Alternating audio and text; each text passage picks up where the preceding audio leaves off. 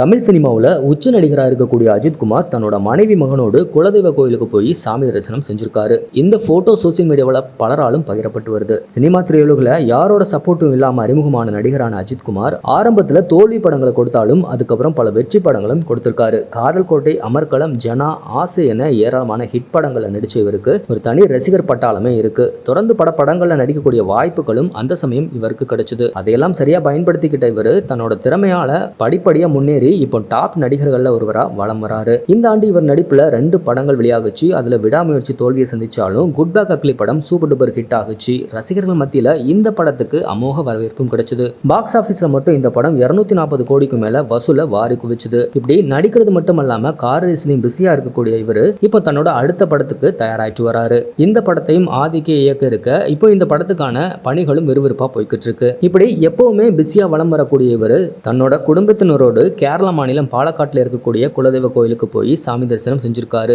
அப்போ அங்க வச்சு தன்னோட மனைவி மகனோடு போட்டோ எடுத்திருக்காரு அஜித். அந்த போட்டோ இணையத்துல வெளியாகி இருக்கு. இந்த போட்டோ பார்த்த நெட்டிசன்கள் அஜித் குமாரோட மார்பு பகுதியில் ஒரு சாமி உருவத்தை பச்சை குத்தி இருக்காரு, அந்த சாமி யாரு அப்படின்ட்டு ரொம்ப ஆர்வமா சோசியல் மீடியாவில் தேடிட்டு இருக்காங்க.